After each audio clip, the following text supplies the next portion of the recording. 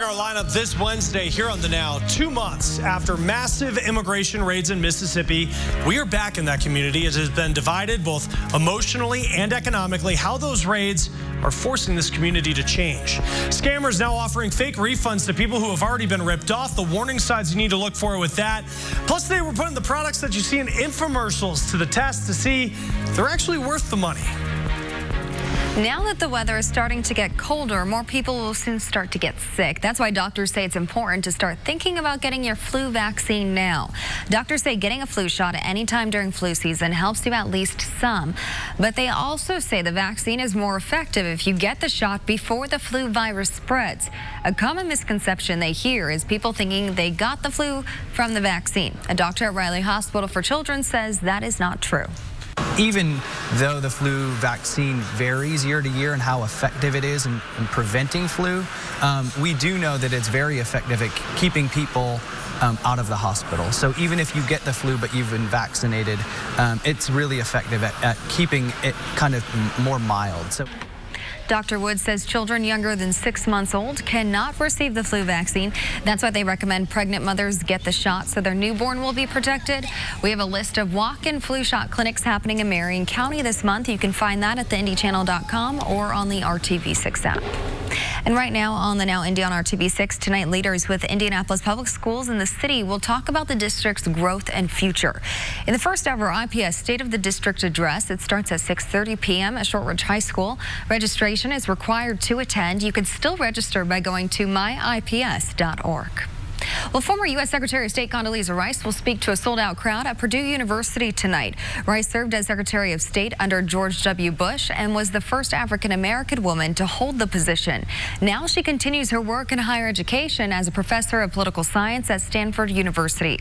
Rice is one of many speakers the university is bringing to campus to celebrate its 150-year anniversary.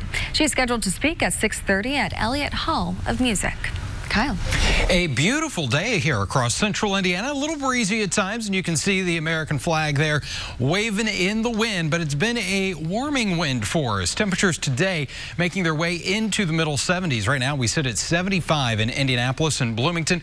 Greenwood, you're at 74 and 76 degrees in Muncie. So there's that east to southeast wind that's been bringing in those mild temperatures and also keeping us very dry. As we look at the satellite and radar, back to the west, there are some clouds moving into portions of Illinois, and there's some showers. They may not look all that impressive, but what is impressive is what's behind them. Look at the cold air that's spilling into the northern portion of the plains now. Temperatures already in the 20s in Billings, Montana.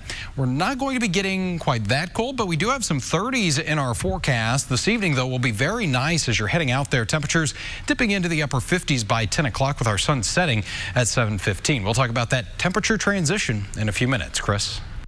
Let's start the Now news feed. Turkey launching military strikes against Kurdish fighters in northern Syria today.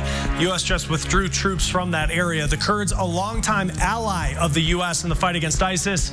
President Trump saying today he does not, and the U.S. does not endorse Turkey's actions. 2 people are dead in Germany after a shooting near a synagogue and kebab shop. This happening today on Yom Kippur, which is the holiest day of the Jewish calendar. The suspect is under arrest. Well, could the job market be cooling off? New numbers today saying job openings fell 1.7% in August. May seem like a small number, but experts say could be a sign of a bigger problem for employers pulling back on hiring. New numbers are showing that suicides among law enforcement officers are going up, and that includes retired officers. Blue Help, which tracks these numbers, tells us the reality is these numbers are only expected to increase as the year goes on, and experts say the daily stress of that job is a huge factor. The horrific traffic crashes, homicides, child abuse, sexual abuse, and this carries on day after day after day. And very, very few agencies are recognizing that that is an issue, because we're only law enforcement officers. We're only human. It affects us like it affects anybody else. New Jersey is starting a program to try and stop this. Tomorrow, a group of 1,400 officers will receive training to become resiliency program officers. They'll be a resource for fellow officers who may not feel comfortable talking to someone within their agency. Now, Blue Help says a number of agencies are also taking their own steps to help, like providing peer support units and mental health professionals. They say it's especially important for officers to watch out for one another because they are usually the first ones to spot changes in fellow officers. And when you work with somebody side by side, day after day, you get to know their mannerisms and you get to know them. And it's on you also to address this problem. And we have to work as a team with the administration and with the troops on the ground. Now, officers are also those who are going into retirement are also committing suicide. Experts say this has to do with losing their identity after being in law enforcement for so many years. Blue Help says agencies should also help officers debrief before they leave the job. Okay, ahead in our lineup here on the Now, the government works to get you at least some of your money back when a company tries to rip you off. But now scammers trying to hit you a second time. What you need to watch for so you don't end up falling for a fake refund. Time. Home store. Home. This is the Now Indy on RTV6. Fire officials are working to find out what caused a fire inside of a strip mall on the north side. The scene unfolded near 54th and Keystone around 1 this morning. Investigators say most of the fire damage was to the restaurant Mississippi Belle. The restaurant closed last night and no one was inside at the time. A few other businesses did have some smoke damage. No one was hurt. Let's start the Now news feed. And if you want to bring your pet for a ride, Uber with a new option for you. Uber Pet is launching next week in several cities. It'll show you what drivers will charge if you do want to take a pet for a ride. That's instead of having to call the driver to check and see if it's okay. This year, not good news if you love bacon because a pig-killing disease is spreading in China. Has pork producers concerned? Smithfield Foods says the hog crisis in China hasn't really impacted the U.S. as much yet, but could happen in the next year. Well, if you're a fan of Nirvana and lead singer Kurt Cobain, well, these items are for you. Certainly if you can afford them. Julian's Auctions putting the sweater Cobain wore during an MTV performance and one of his guitars on the auction block. This auction starts at the end of the month. Bad guys are taking advantage of people who have already fallen victim to scams. The Federal Trade Commission putting out a warning, and Andy Taylor has what you need to look for.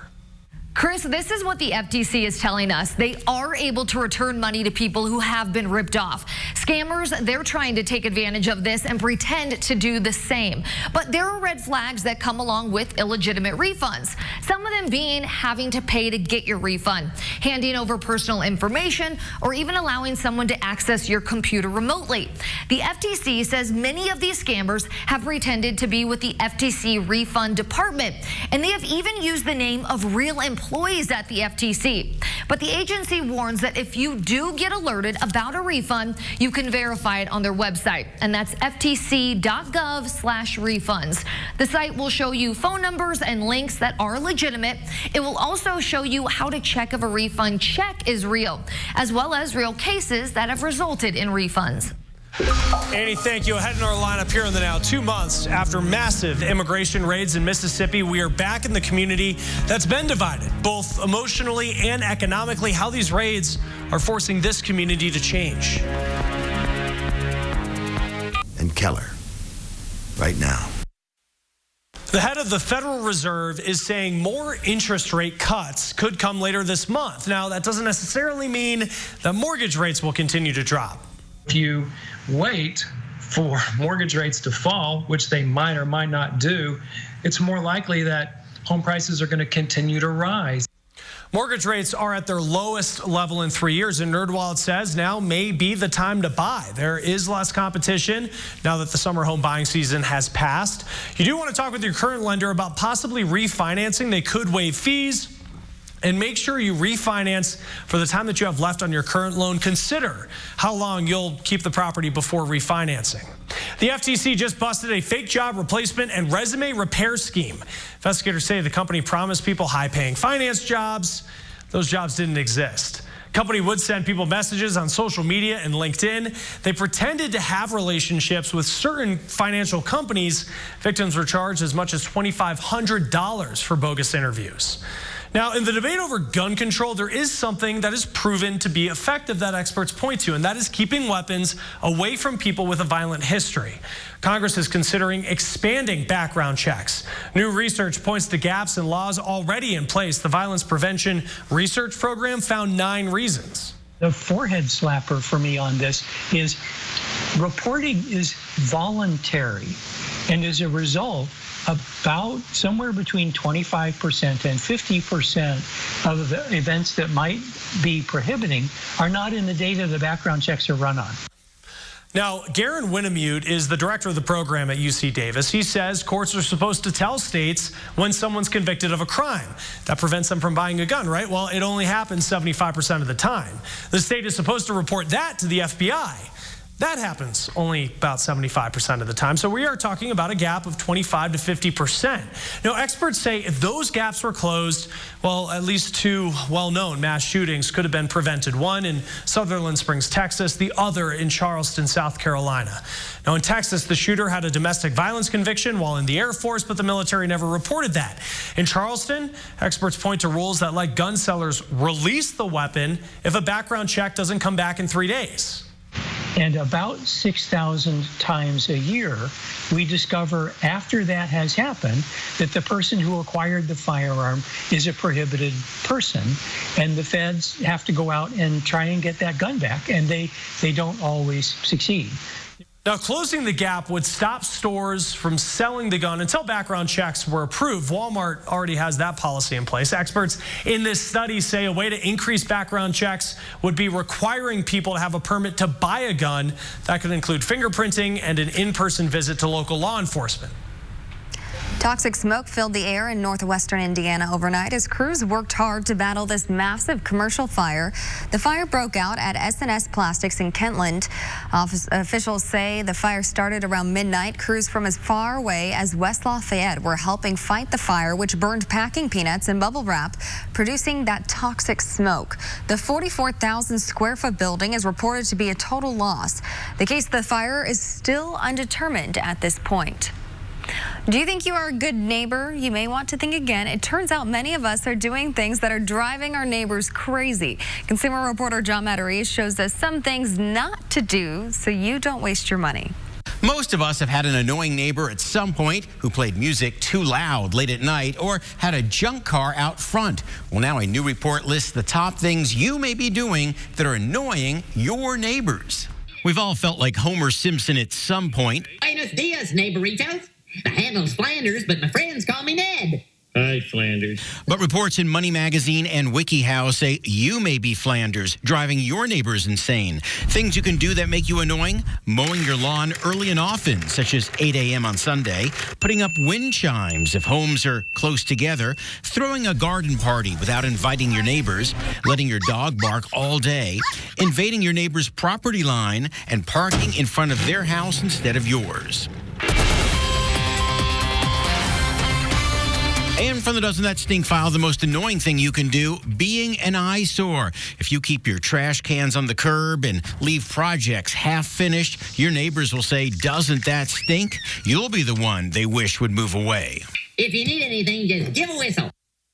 So think of your neighbors before you put that overstuffed trash can down by the curb 3 days early, so you stay friendly and you don't waste your money. I'm John Matarese for RTV6. Some good things to keep in mind. Thank you, John. And as we look out over central Indiana this afternoon, enjoying some sunshine and temperatures that are very mild here as we're making our way through the month of October. It's 75 degrees right now. There's that humidity very low at 41%. A little breezy at times today. Nothing that's been too crazy, and those winds relaxing pretty quick this evening. Our temperature 78 in Bedford right now. You're in the lower 70s, though, in Richmond, and 71 in Greencastle. Overnight tonight, a couple of clouds will filter in from the west, but we're going to keep things nice, quiet, and dry with a temperature of 56, so not quite as cool as you head out in the morning. Still may need that jacket, though, for a little bit, not for very long.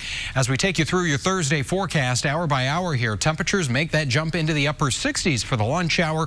Light southeast wind. We'll have partly sunny skies, but still the temperatures making their way well into the 70s. Some areas even into the 80s tomorrow afternoon at 81 in Columbus, 80 in Rockville for you in Park County. County and even Muncie coming in around 80 degrees. That's ahead of the next weather maker for us. This is TrueCast. By 1 o'clock on Friday afternoon, some very light rain showers in the forecast. I think as we get to around 7 o'clock in the evening, that cold front starts to move in. A little more widespread rain could impact a few of the high school football games, possibly a few rumbles of thunder in there as well. But what follows, some chilly temperatures. We're into the 30s by Saturday morning, possibly some patchy frost, but we'll have some breezy conditions in there as well.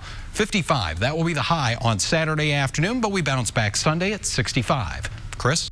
More than 2 months after the massive immigration raid in a community in Mississippi, they're still feeling the effects in a big way. Kai Beach is there.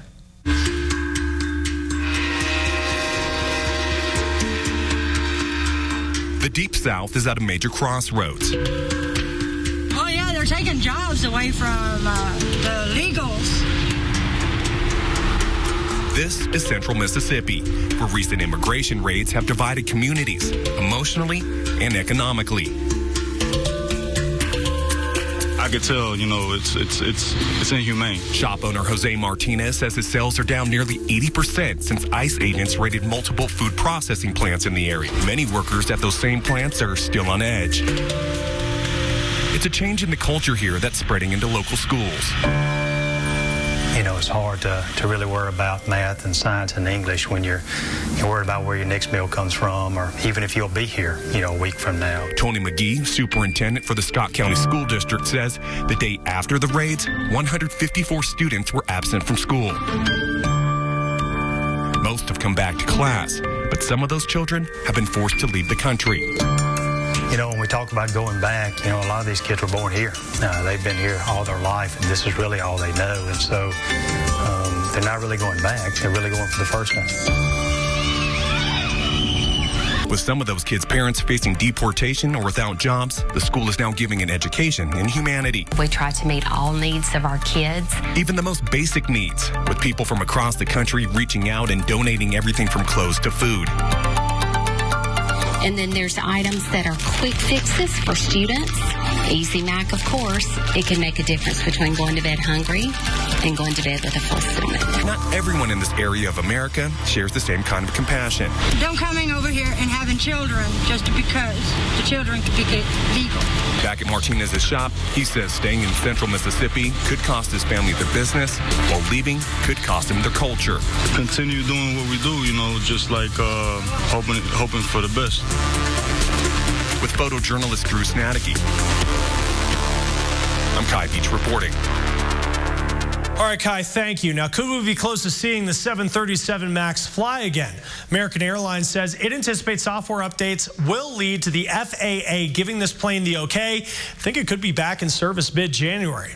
Let's turn to the Now Newsfeed. Important recall here is IKEA pulling back 7,000 baby bibs. Bibs can detach, creating a possible choking hazard. You can return yours for a refund. Apple wants its watch to be seen as a health and fitness device, and now a private Medicare insurer will help its members get one.